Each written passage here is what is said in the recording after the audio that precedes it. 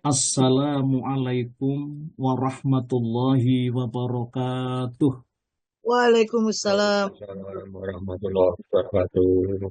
Alhamdulillah alladzi an'amana bi ni'matil imani wal Islam alladzi nahmaduhu wa nasta'inuhu wa nastaghfiruh wa na'udzu billahi min syururi anfusina wa min sayyiati a'malina.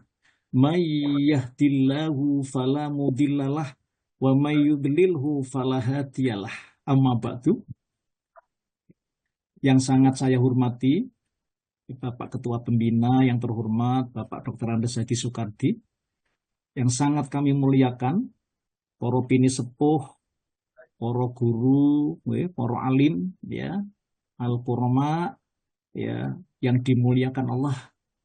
Mudah-mudahan ilmu-ilmunya menjadi ilmu-ilmu yang bermanfaat, karena ilmu-ilmu dari guru-guru kita itu menjadi ilmu-ilmu yang benar-benar membawa berkah untuk diri pribadi maupun seluruh keluarga. Kemudian juga yang sangat kami banggakan, bapak-bapak, ibu-ibu donatur yang selalu saya sebut, ya, ada di pertemuan-pertemuan ini. Semoga rizki yang didharma baktikan itu benar-benar menjadi rizki yang berkah, memudahkan jadinya itu, yaitu mengalirnya rizki-rizki yang lain. Dan mudah-mudahan rizki kita ini jadi rizki yang disucikan Allah, di rizki yang memberikan berkah. Kemudian juga rizki ini jadi rizki yang benar-benar halalan thayyiban mubarakan. Bapak Ibu yang dimuliakan Allah, kemudian yang sangat kami muliakan Bapak-bapak Ibu semuanya yang masih tetap ikut bergabung, ya, ada di majelis taklim, pengajian, Zoom, online Asyifa ini. Semoga ilmu-ilmu yang Bapak Ibu dapat dari guru-guru kita benar-benar menjadi ilmu yang bermanfaat, membawa berkah, membawa hikmah, dalam rangka intinya mengerucut menuju kepada peningkatan iman dan takwa Bapak Ibu semuanya, insya Allah. Bapak Ibu, pada pagi hari ini saya masih tetap melanjutkan, ya, saya mengambil tema pada pagi hari ini. Jadi ini sebuah pertanyaan, ya. Mudah-mudahan nanti bisa ada jawabannya, ya. Siapa wanita yang dinikahi Rasulullah Shallallahu Alaihi Wasallam setelah Siti Aisyah radhiyallahu anha? Lalu bagaimana keadaan biduk rumah tangganya? Ya, mudah-mudahan jangkep, ya, untuk melengkapi daripada keluarga Rasulullah ini, Bapak Ibu. Bapak Ibu yang dimuliakan Allah, ini saya awali dulu dengan suatu kisah. Pada suatu hari, Umar itu tertarik, maksudnya Umar bin Al-Khattab tertarik untuk masuk Islam. Padahal Umar ini termasuk, ya, laki-laki yang paling menentang dakwah Nabi Muhammad Shallallahu Alaihi Wasallam. Umar pernah membunuh, ya, menanam hidup-hidupan, ya, salah satu di antara putra-putrinya. Masya Allah. Dikisahkan oleh ulama sejarah, pada suatu waktu Umar itu mengetahui, Bapak Ibu, mendengar keislaman Fatimah binti Al-Khattab. Nah, jadi Fatimah itu saudara perempuannya, dan juga suaminya yang bernama Sa'id bin Zaid. Umar, ya, bin Al-Khattab ini sangat marah dan geram, ya, mendengar saudara perempuannya ini menerima dakwah Nabi Muhammad Shallallahu Alaihi Wasallam sehingga beliau masuk Islam itu. Lalu Bapak Ibu, Umar bin Khattab ini berniat untuk mendatangi dan menyiksa mereka, untuk mendatangi saudara perempuannya ini. Ya, tidak cukup cuma datang, tapi ingin rupanya menyiksanya. Masya Allah. Namun Bapak Ibu, sesampainya di rumah Fatimah saudara perempuannya ini, tiba-tiba Umar ini mendengar bacaan Al-Quran yang mengalun dalam rumah itu. Maka seketika itu muncullah atau semakin memuncak amarahnya. Masya Allah. Ketika dia memasuki rumah tersebut, tanpa basa-basi, Umar langsung menampar mereka berdua. Maksudnya saudara perempuannya namanya Fatimah itu sama suaminya nih, ditampar ya sama Umar bin Khattab itu. Hingga sampai darah itu mengucur Bapak Ibu dari kening keduanya. Masya Allah. Akan tetapi, hal yang tidak diduga terjadi. Hati Umar rupanya tersentuh. Ya, ketika melihat darah mengucur dari wajah adiknya ini, kemudian diambillah Al-Quran yang ada pada mereka. Masya Allah. Qurannya langsung dicabut gitu. Ya, sama Umar bin Khattab ini Bapak Ibu. Ketika selintas dia membaca awal surat Toha. Ini aneh. Ya. Nah, ini aneh. Jadi, rupanya surat yang dibaca sama adiknya tadi, adik saudara perempuannya tadi itu bertepatan dengan surat Toha Bapak Ibu. Ya, maka terjadilah keajaiban hati Umar melalui diterangi cahaya kebenaran dan keimanan. Allah telah mengabulkan doa Nabi Muhammad SAW yang sangat mengharapkan. Jadi beliau itu sangat mengharapkan agar Allah membuka mata hati salah seorang dari dua Umar. Ini doa Nabi Muhammad. Ya, Rasulullah itu rupanya berdoa mengharap agar dua Umar ini itu rupanya bisa mau menerima Islam ini, mau menerima agama Islam. Jadi yang dimaksud Rasulullah dengan dua Umar itu adalah yang pertama, yaitu Amr bin Hisham, atau lebih dikenal dengan Abu Jahal, Bapak Ibu. Oke. Lalu kemudian Umar bin Al-Khattab ini, maksudnya didoakan oleh Rasulullah, ya Allah, bukalah mata hatinya dua Umar ini.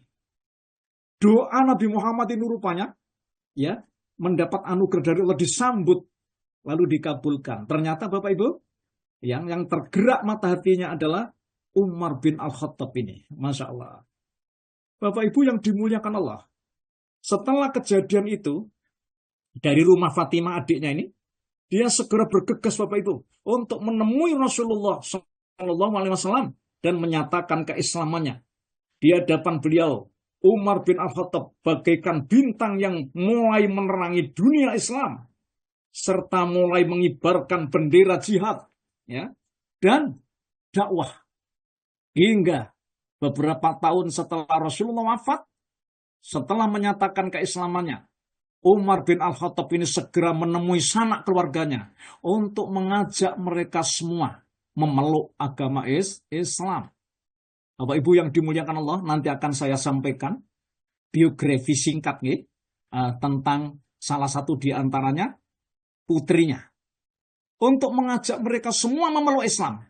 Seluruh anggota keluarganya menerima ajakan Umar itu, termasuk di dalamnya itu Sayyidah Hafsah, putrinya, yang ketika itu baru berusia 10 tahun. Menurut ulama sejarah, bahwa Sayyidah Hafsah tidak termasuk dalam golongan orang-orang yang pertama-tama masuk Islam. Maksudnya dari golongan barisan orang yang pertama masuk Islam. Yang disebut istilahnya itu as-sabiqun al-awwalun. Tidak Bapak Ibu. Karena ketika awal penyebaran Islam, Umar bin Khattab, ayahnya, masih menjadi musuh utama. Nabi Muhammad SAW juga menjadi musuh bebuyutan umat Islam. Masya Allah. Bapak Ibu yang dimuliakan Allah Subhanahu wa Ta'ala. Keislaman Umar bin Khattab membawa keberuntungan yang sangat besar bagi kaum muslimin dalam menghadapi kekejaman kaum kafir Quraisy. Berita keislaman Umar ini, ya, menjadi motivasi para muhajirin yang berada di Habasyah Bapak Ibu ketika itu, untuk kembali ke tanah asal mereka, Mekah. Bapak Ibu yang dimuliakan Allah, setelah sekian lama ditinggalkan, ya, karena ini hijrah ke Habasyah pada saat itu Bapak Ibu, dalam rangka menjaga akidah mereka, kemudian juga ingin menghindar dari penyiksaan, ya, kaum kafir Quraisy waktu di Mekah. Akhirnya kemudian kan mendengar Umar bin Khattab itu masuk Islam, Akhirnya mereka tergerak hatinya untuk memotivasi para muhajirin itu ya untuk kembali ke tanah asal mereka itu Mekah. Nggih, setelah sekian lama ditinggal itu.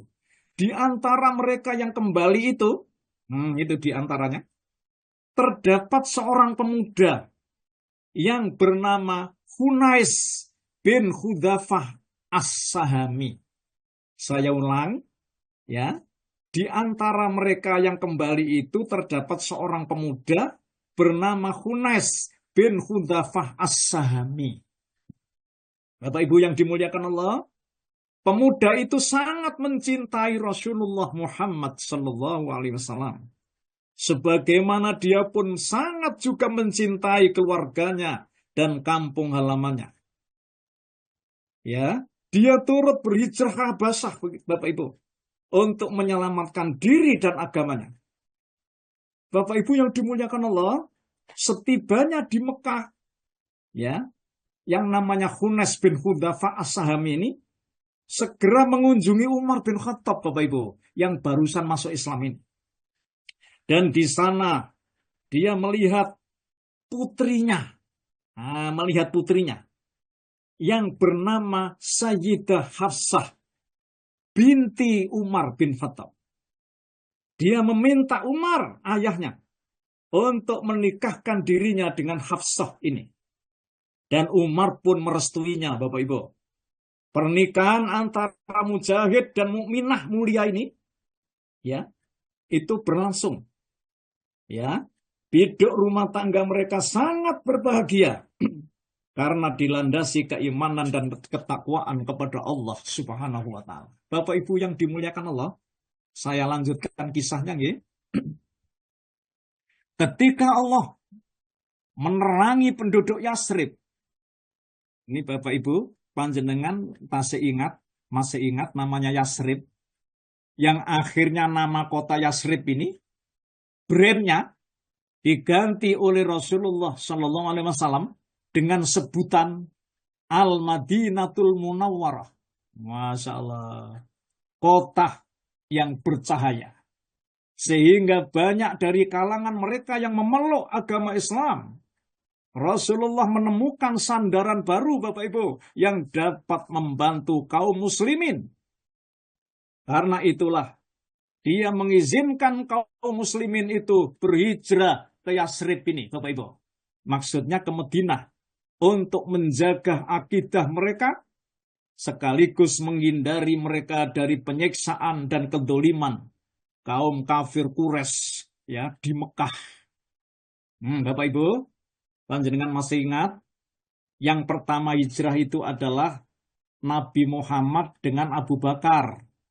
Bahkan 3 bulan sebelumnya Abu Bakar itu sudah memberikan unta ya kepada Nabi Muhammad ya yang akan jadi kendaraan menuju Madinah. Dan pada saat itu Bapak Ibu yang dimuliakan Allah, Bapak Ibu masih ingat bahwa Nabi Muhammad itu rupanya mau dibunuh ya oleh orang kafir musyrik Mekah ketika nyanggong ada di rumah Rasulullah, kemudian tempat tidurnya itu ya Nabi Muhammad mengizinkan Ali bin Abi Thalib untuk menempati tempat tidurnya dengan selimut Nabi Muhammad itu. Begitu kan? Lalu Nabi Muhammad keluar dengan Abu Bakar menuju kemana Bapak Ibu? Menuju ke Gua Sur. Bapak Ibu yang sudah tindak haji, insya Allah pirsa Gua Sur nih. Itu gua itu adalah tempat ya tempat Nabi Muhammad dan Abu Bakar itu ibaratnya ngumpet Bapak Ibu. Itu selama 3 hari 3 malam ya. Kemudian orang-orang Quraisy itu semuanya mengejar Bapak Ibu.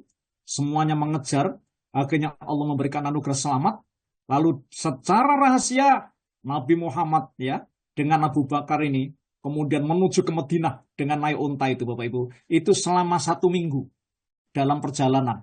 Bapak Ibu masih ingat itu nggih? Bapak Ibu yang dimuliakan Allah, ya dalam hijrah ini Bapak Ibu, Sayyidah Hafsah binti Umar dan suaminya ini ikut serta berhijrah ke Yasrib, ke Madinah maksudnya.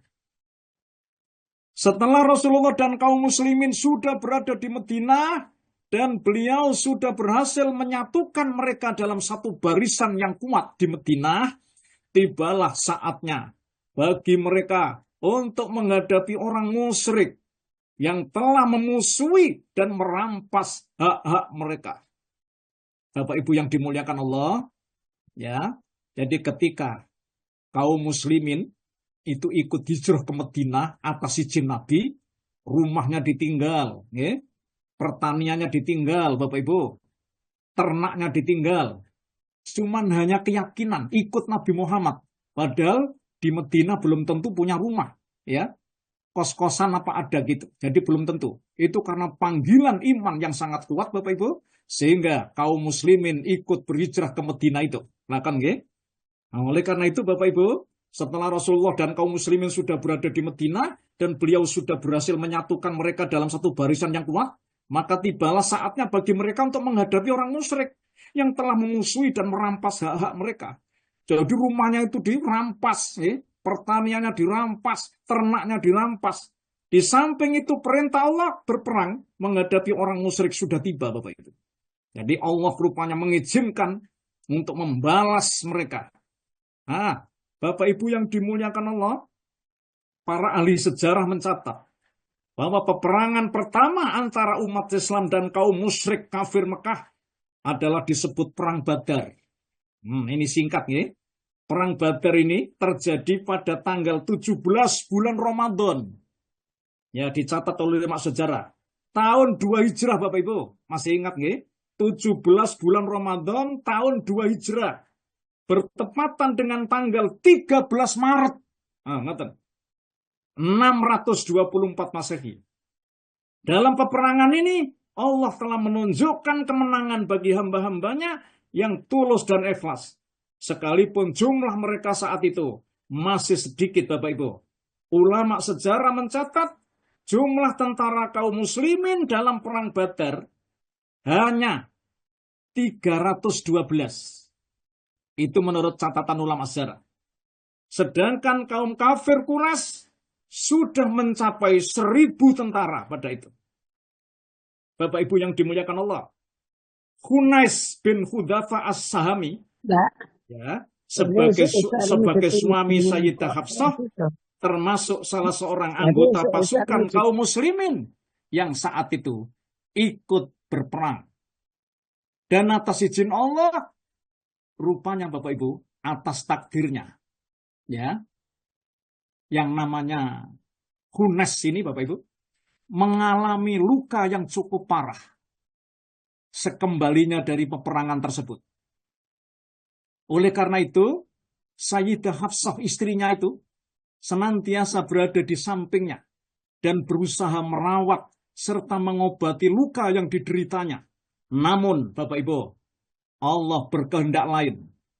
Allah rupanya memanggil Hunes sebagai syahid, ya, dalam peperangan pertama kaum muslimin melawan kebatilan dan kedoliman. Ya, Hunes wafat, Bapak Ibu, ya, dalam keadaan syahid. Rasulullah Shallallahu Alaihi Wasallam pada saat itu ikut menyolatkan jenazah Hunes ini dan memakamkannya di pekuburan Baqi.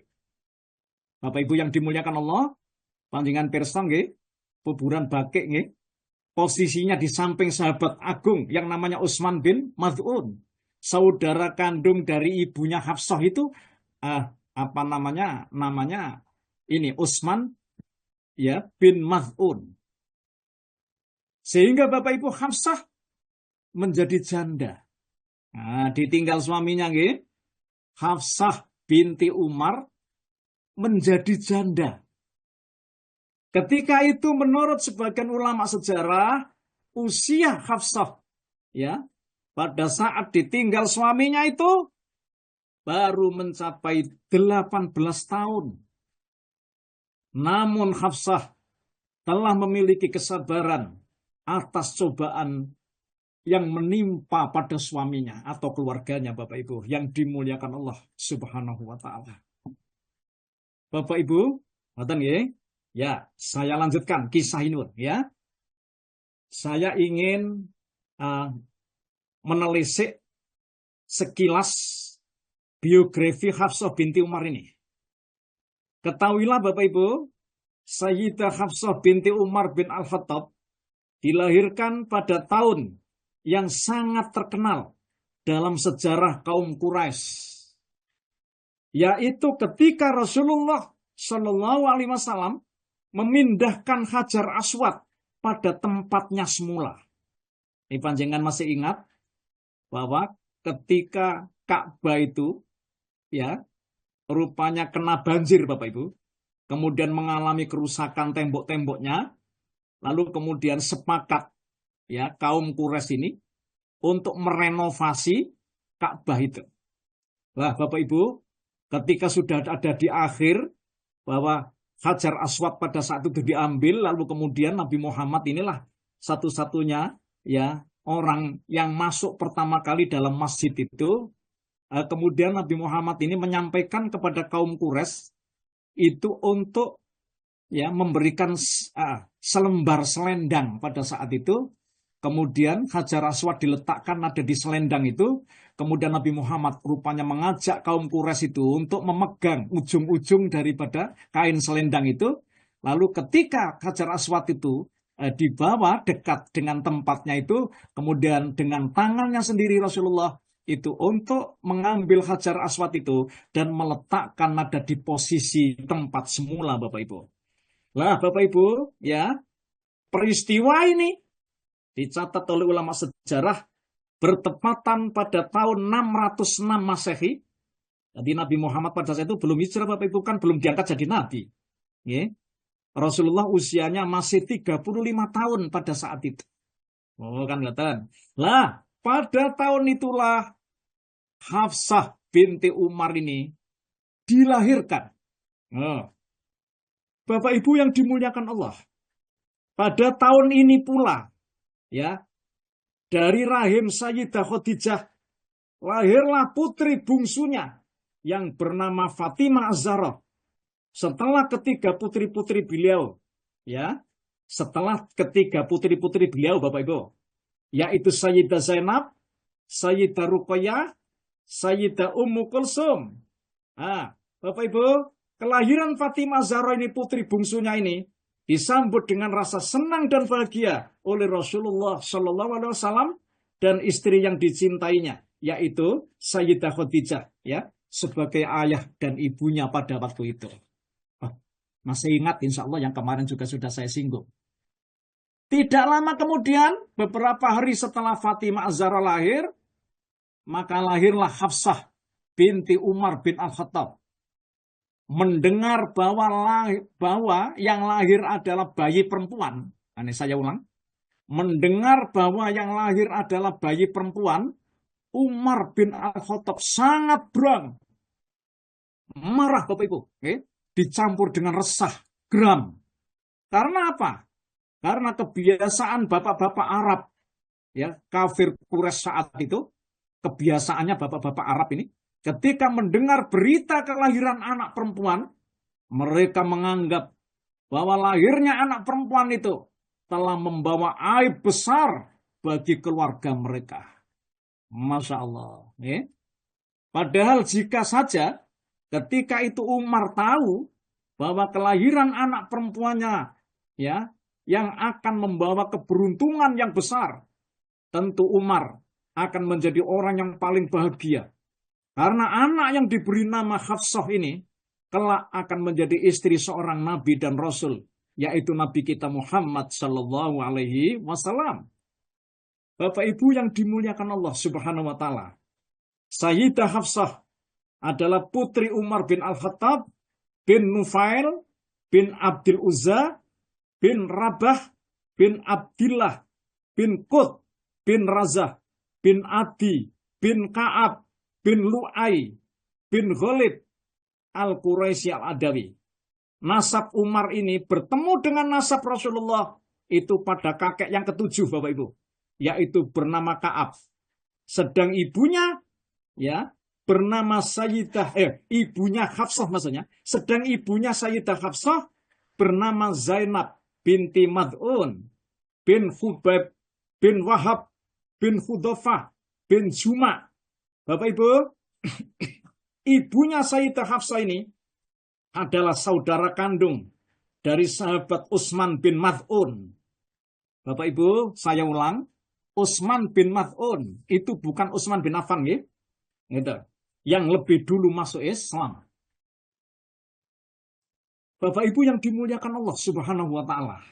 Saya ingin rupanya menyampaikan ya keistimewaan dan kemuliaan Hafsah binti Umar ini. Bapak Ibu, salah satu di antara keutamaan lalu kemudian keistimewaan kemuliaan Hafsah ini, ia adalah istri yang sangat mencintai Nabi Muhammad SAW. Buktinya, Sayyidah Hafsah adalah salah satu istri Nabi Muhammad yang selalu ingin mencari ridhonya Rasulullah. Ngoten. Ini yang butuh. Mudah-mudahan kita bisa meneladani. Ya, Sayyidah Hafsah ini, Bapak Ibu, adalah salah satu istri Nabi yang selalu ingin mencari ridhonya Nabi Muhammad.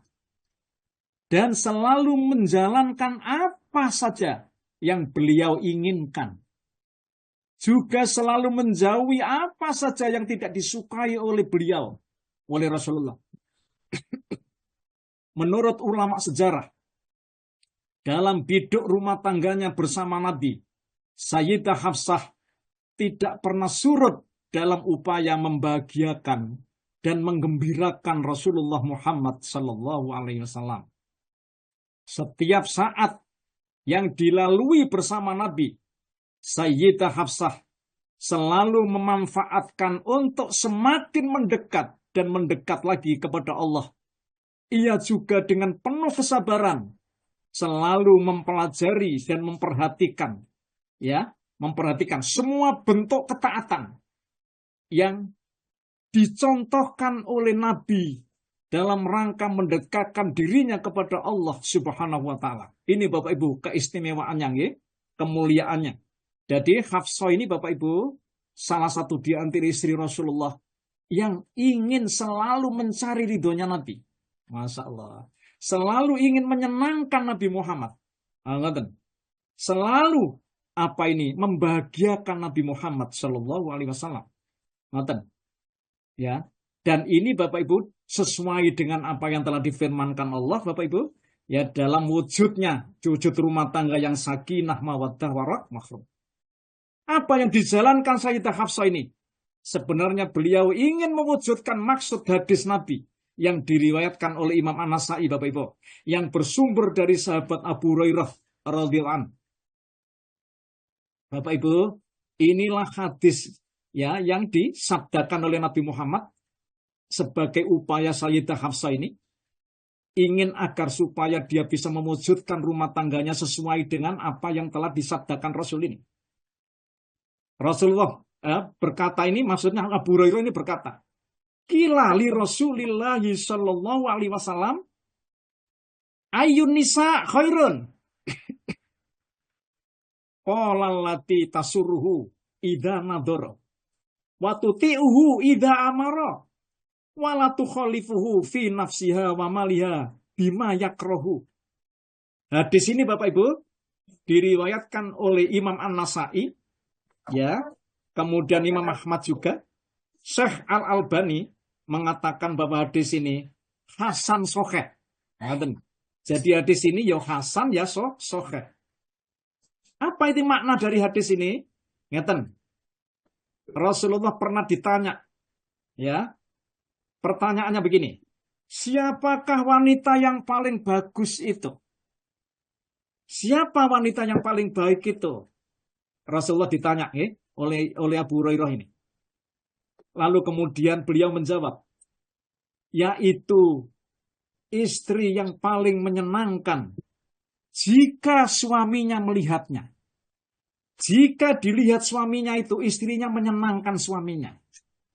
Bapak Ibu, mudah-mudahan kita ini menjadi istri-istri yang bisa menyenangkan ketika suaminya melihat panjenengan. Ya, masakannya menyenangkan, pakaiannya menyenangkan. Nonton ya? Itu, oke. baunya menyenangkan. Itu apa yang disukai suaminya. Maksudipun ngoten. Jadi Nabi Muhammad ditanya, siapa wanita yang paling baik? Rasulullah menjawab, yaitu yang paling menyenangkan jika dilihat suaminya. Ini yang pertama. Yang kedua, yaitu istri yang senantiasa selalu mentaati suami jika suaminya menyuruh. Kecuali suami menyuruh untuk berbuat maksiat. Itu berarti istrinya tidak wajib taat. Siapapun. Ya, orang tuanya sendiri menyuruh berbuat durhaka yang tidak wajib taat anaknya. Maka jika suami menyuruh untuk berbuat yang baik, maka tidak ada kata lain kecuali istrinya wajib taat sama suaminya. Betul Bapak Ibu yang dimuliakan Allah. Nah, kemudian yang ketiga, ya, dan tidak menyelisihi suami pada diri dan hartanya, sehingga membuat suaminya itu nggak suka. Maksudnya, Bapak Ibu kedah bagaimana supaya suami itu, ya, bahagia dengan panjenengan istri-istri itu.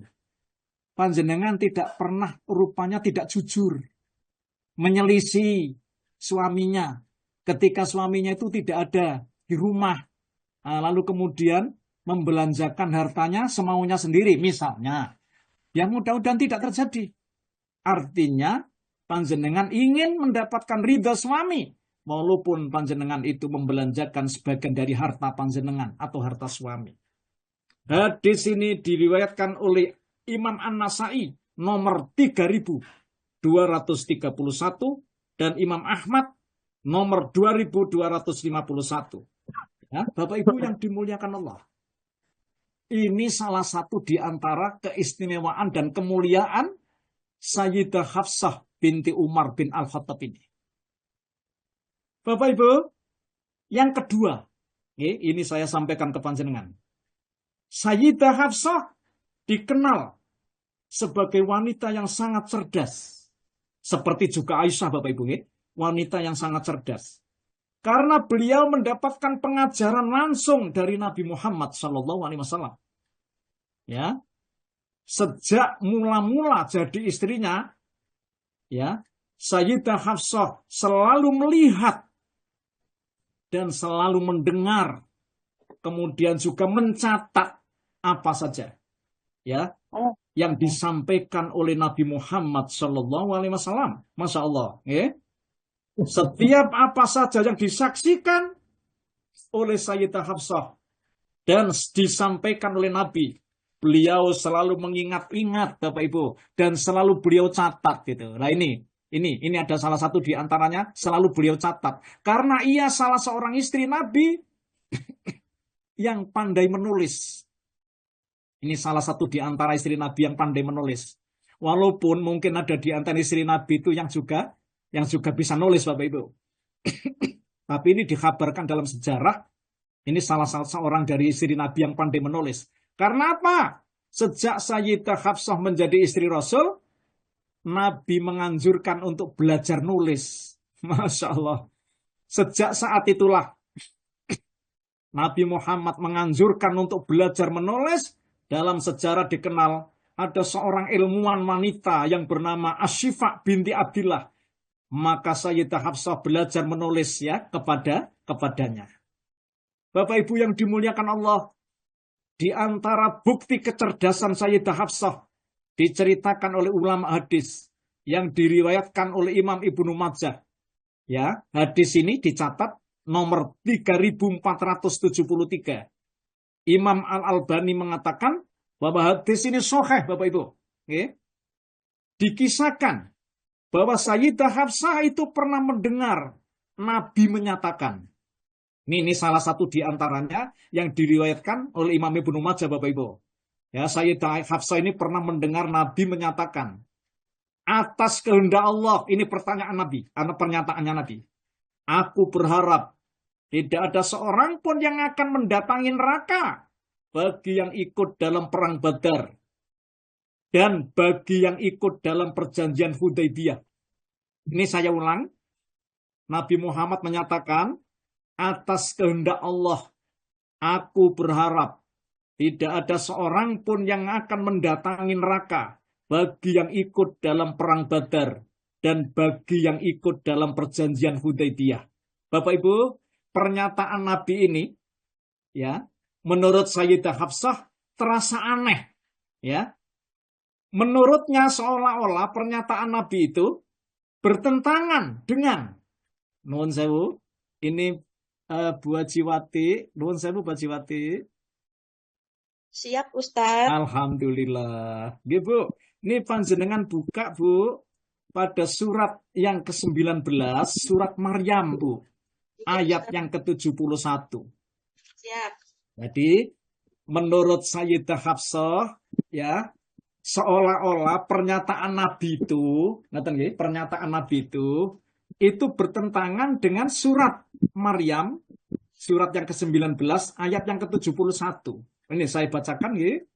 A'udzu billahi minasyaitonir rajim. Ini pendek ayatnya. Wa in minkum illa wariduha kana ala rabbika hatman maqdiya. Enggak baca. Dan tidak ada seorang pun di antara kamu yang tidak mendatanginya neraka. Hal itu bagi Tuhanmu adalah suatu ketentuan yang sudah ditetapkan. Masya Allah. Bapak Ibu, ya. Dan tidak ada seorang pun daripadamu, melainkan mendatangi neraka itu. Hal itu bagi Tuhanmu adalah suatu kemestian yang sudah ditetapkan. Bapak Ibu yang dimuliakan Allah, di sini ada kata-kata, dan tidak ada seorang pun daripadamu. Jadi berarti tingkatan nabi, tingkatan rasul, ya, tingkatan wali, tingkatan ulama, melainkan mendatangi neraka itu. Masya Allah. Ya. Bapak Ibu, di antara tafsiran ayat ini adalah orang beriman akan melewati sirat pada hari kiamat yang dibentangkan di atas neraka jahanam. Jadi siapapun akan mendatangi neraka itu. Maksudnya melewati jembatan yang lebih kecil dari rambut, lebih tajam daripada pisau cemukur, ya. Kemudian cuacanya sangat gelap, kemudian kawat-kawatnya itu bisa menyambar, begitu Bapak Ibu. Maka tidak ada orang pun yang selamat itu. Akan tetapi, rupanya Sayyidah Hafsah ini itu belum melanjutkan ayat berikutnya. Begitu maksudnya. Maka Bu Haji, nuwun sewu Bu Hajiwati, Ustadz siap. Ibu lanjutkan ya tadi surat 19 ayat 71 72 itu Bu. Jadi rupanya Sayyidah Hafsah ini belum membaca ayat berikutnya Bapak Ibu, sehingga Nabi Muhammad yang membacakan ini. Saya bacakan. Summa nunajjil ladzina taqaw wa nadharu dzalimina fiha jithiya. Monggo Bu Haji. Kemudian kami akan menyelamatkan orang-orang yang bertakwa dan membiarkan orang-orang yang dolim di dalam neraka dalam keadaan berlutut. Masya Allah. Bapak Ibu yang dimuliakan Allah, jadi kelanjutan ayat ini, ayat 72 itu, kemudian kami, maksudnya kami Allah, akan menyelamatkan orang-orang yang bertakwa. Ya, ketika melewati meniti jembatan itu, Bapak Ibu, khusus orang-orang yang takwa sajalah yang akan diselamatkan oleh Allah Subhanahu wa Ta'ala, dan membiarkan orang-orang yang dolim di dalam neraka dalam keadaan berlutut. Surat Maryam, surat yang ke-19, ayat yang ke-71. Bapak Ibu yang dimuliakan Allah. Akhirnya, ngaten nggih, Sayyidah Hafsah memahami apa yang dimaksud dengan pernyataan Nabi Muhammad Shallallahu Alaihi Wasallam tadi, Bapak Ibu. Pun, ini salah satu di antara bukti kecerdasannya Sayyidah Hafsah, Bapak Ibu. Bapak Ibu yang dimuliakan Allah. Ketiga, ya, adanya peristiwa yang dialami oleh Sayyidah Hafsah. Jadi, pada waktu Sayyidah Hafsah ini mengalami suatu peristiwa hingga menjadi sebab turunnya ayat. Nah, ini salah satu di antaranya. Sehingga menjadi sebab turunnya ayat. Nuwun itu, Bu Jiwati. Halo, Bu Haji. Ya, siap, Ustaz. Bu, panjenengan buka surat 66.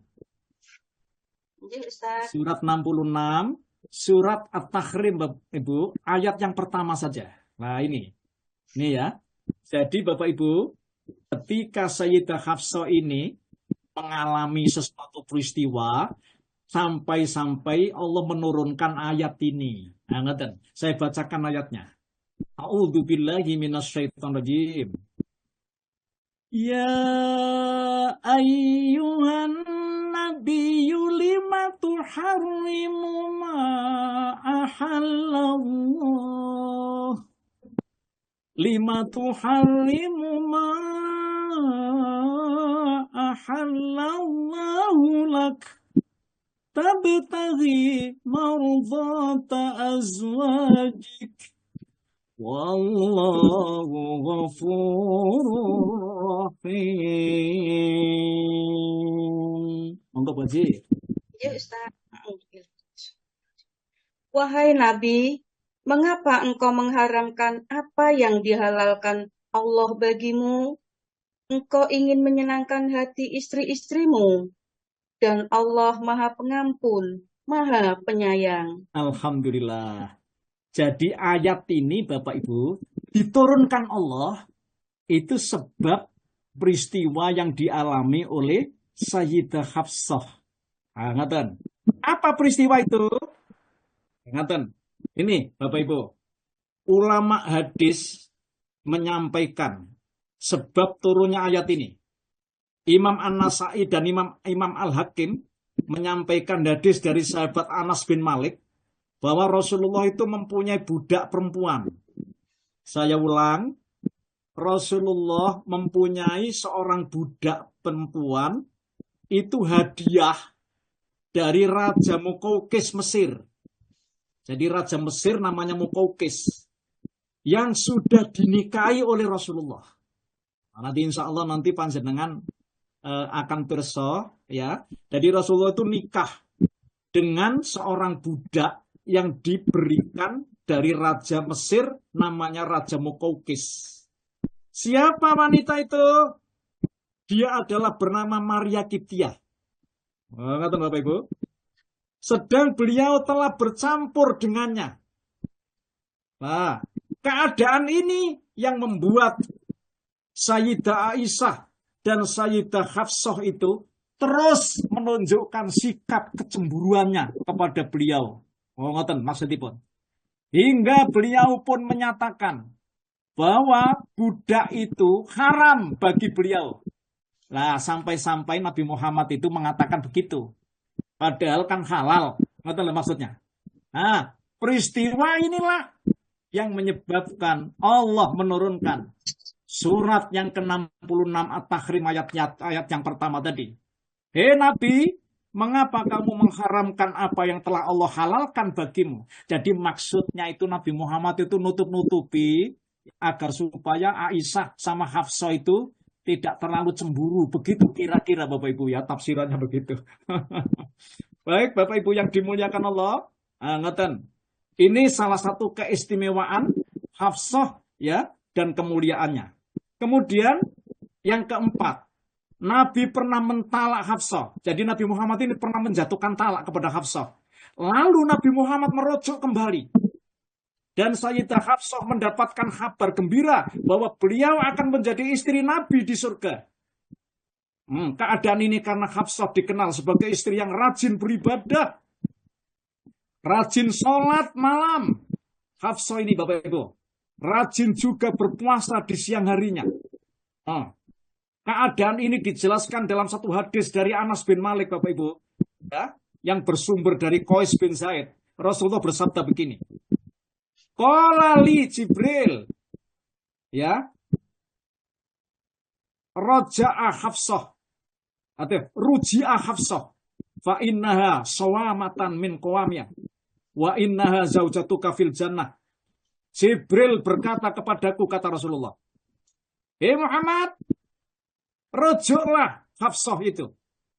Kembalilah kalian kepada Hafsah, ya, karena ia adalah wanita yang rajin sholat malam, ya, rajin berpuasa, dan ia akan menjadi istrimu nanti di surga itu. Masya Allah.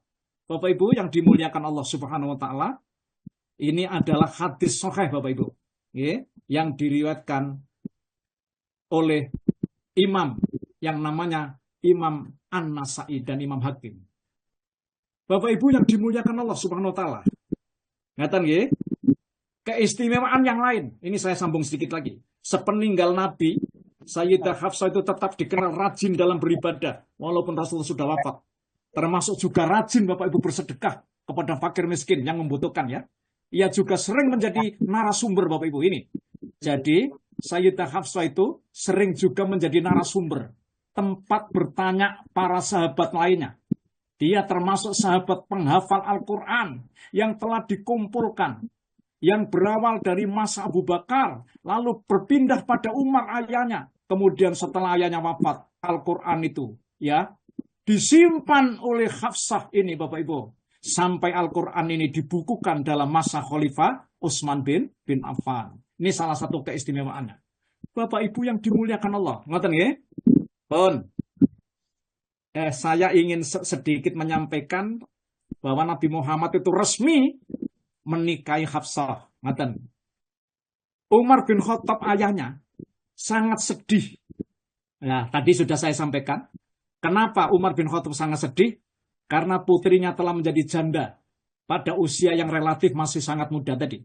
Sehingga dalam hatinya terbetik niat untuk menikahkan Sayyidah Hafsah ini dengan seorang muslim yang soleh. Agar hatinya kembali tenang. Untuk itu dia pergi ke rumah Abu Bakar, Bapak Ibu. Ini kisahnya begitu. Ya, dan meminta kesediaannya untuk menikahi putrinya. Akan tetapi Abu Bakar As-Siddiq itu diam saja. Ya, tidak ada jawaban Bapak Ibu. Ya, begitu. Tidak menjawab sedikit pun. Kemudian Umar menemui Utsman bin Affan dan meminta kesediaannya untuk menikahi putrinya itu. Akan tetapi Bapak Ibu, pada saat itu Utsman bin Affan juga masih berada dalam kesedihan. Nah, Utsman bin Affan itu masih dalam kesedihan Bapak Ibu. Karena apa? Karena barusan ditinggal istrinya. Siapa istrinya Utsman bin Affan? Dialah putri Rasulullah yang namanya Ruqayyah. Dan barusan Ruqayyah ini wafat Bapak Ibu. Ngaten nggih? Barusan wafat ini. Ya, Bapak Ibu yang dimuliakan Allah, akhirnya Utsman bin Affan ini tidak bersedia Bapak Ibu untuk memenuhi permintaan Umar ini. Menghadapi sikap dua sahabatnya ini, rupanya Umar itu semakin tambah bersedih karena memikirkan nasib putrinya. Ya. Kemudian dia menemui Rasulullah lah ini. Ayahnya ini menemui Rasulullah dengan maksud mengadukan sikap kedua sahabatnya itu. Mendengar penuturan Umar, Rasulullah itu bersabda. Jadi Umar ini kemudian menyampaikan penuturan itu ya kepada dua sahabat ini Bapak Ibu. Akhirnya kemudian Nabi Muhammad berkata, Hafsah akan menikah dengan seorang yang lebih baik daripada Utsman dan Abu Bakar. Ngomongatan. Utsman pun akan menikah dengan seorang wanita yang lebih baik daripada Hafsah. Semula Umar tidak memahami Bapak Ibu maksud ucapan Rasulullah ini. Tetapi karena kecerdasan akalnya, akhirnya dia, Umar bin Khattab, memahami bahwa Rasulullah sendiri yang akan meminang putrinya ini. Subhanallah. Bapak Ibu, Umar bin Al-Khattab merasa sangat terhormat mendengar niat Rasulullah untuk menikahi putrinya ini. Dan kegembiraan itu tampak pada rona wajahnya. Umar langsung menemui Abu Bakar, Bapak Ibu, untuk mengutarakan maksud Rasulullah. Abu Bakar berkata, aku tidak bermaksud menolakmu loh ya. Maksudnya begitu. Umar, aku tidak bermaksud nolak ya yang kau tawarkan kepadaku ya dengan ucapanku itu. Karena aku tahu bahwa Rasulullah sebelumnya telah menyebut-nyebut nama Hafsah putrimu itu. Ngoten Bapak Ibu. Nah ini berarti Abu Bakar itu pernah mendengar itu. Namun aku tidak mungkin membuka rahasia beliau kepadamu, wahai Umar. Ini perkataannya Abu Bakar begitu. Seandainya Rasulullah membiarkannya, tentu akulah yang akan menikahi Hafsah. Umar pun baru memahami mengapa Abu Bakar menolak menikahi putrinya ini. Sedangkan sikap Utsman hanya karena dia masih bersedih atas wafatnya Ruqayyah, istri yang dicintainya itu. Sedang Utsman bin Affan bermaksud untuk meminang adiknya Ruqayyah, Bapak Ibu, yang namanya Ummu Kulsum, adiknya. Sehingga nasabnya dapat terus bersambung dengan Rasulullah. Akhirnya, Bapak Ibu, ulama sejarah mencatat bahwa Rasulullah SAW resmi menikahi Sayyidah Hafsah itu pada bulan Sya'ban, tahun ketiga hijrah. Saya ulang, Rasulullah SAW resmi menikahi Sayyidah Hafsah pada bulan Sya'ban tahun 3 hijrah sebelum perang Uhud dengan mahar sebesar 400 dirham. Pada tahun itu pula, Utsman bin Affan menikahi Ummu Kulsum putri Nabi Muhammad setelah Sayyidah Ruqayyah wafat, Bapak Ibu. Ya, Bapak Ibu yang dimuliakan Allah Subhanahu Wa Taala. Oleh karena itu, Utsman bin Affan ini, Bapak Ibu, mendapat julukan dari Nabi Muhammad SAW dengan julukan Dzun Nurain, yaitu orang yang memiliki dua cahaya. Jadi yang dimaksud orang yang memiliki dua cahaya itu adalah Utsman bin Affan, Bapak Ibu, karena menikahi kakaknya yang namanya Ruqayyah, langsung sedo, kemudian Utsman menikah dengan adiknya, yaitu Ummu Kulsum ini. Bapak Ibu yang dimuliakan Allah, setelah Umar menikahkan Hafsah putrinya dengan Rasulullah, Abu Bakar menemuinya dan menyampaikan alasan dengan mengatakan yang sudah saya sebut itu tadi. Wahai Umar, begitu maksudnya kata-kata Abu Bakar ini. Fa innahu lam yanni an arja ilaika fiha. Ya. Aurid alayya illa ini ana kuntu alamtu ana Rasulullah qad dzakaraha. Falam akun la ufsi ya sirra Rasulillah walau tarakaha Rasulullah qablatuha. Jangan kesal kepadaku karena aku mengetahui bahwa Rasulullah telah menyebut-nyebut nama Hafsah ini sebelumnya. Namun aku tidak mau mengungkapkan rahasia beliau. Dan seandainya beliau meninggalkan Hafsah, niscaya aku akan menikahi putrimu itu. Hadis riwayat Bukhari Muslim, Bapak Ibu. Pernikahan Rasulullah dengan Hafsah ini lebih dianggap sebagai penghormatan dan penghargaan beliau terhadap Umar bin Al-Khattab. Di samping juga karena Hafsah adalah seorang janda dari seorang mujahid dan muhajir. Siapa? Khunas bin Hudafah As-Sahmi ini. Masya Allah. Bapak Ibu, bagaimana kelanjutan rumah tangganya Rasulullah dengan Hafsah? Insya Allah Bapak Ibu akan saya sampaikan ada di pekan depan. Apa suka dukanya? Ya, Rasulullah menikahi Hafsah ini, Bapak Ibu. Jadi Hafsah adalah istri yang keempat Nabi kita Muhammad SAW. Setelah Khadijah, lalu kemudian Saudah binti Zam'ah, kemudian nikah lagi dengan Siti Aisyah, ya putri Abu Bakar. Kemudian nikah lagi yang namanya Hafsah binti Umar bin Al-Khattab ini. Mudah-mudahan ada guna dan manfaatnya cerita ini, kisah ini, dan saya sampaikan kepada yang terhormat Bapak Dwi Agus. Dipersilakan Pak Dwi.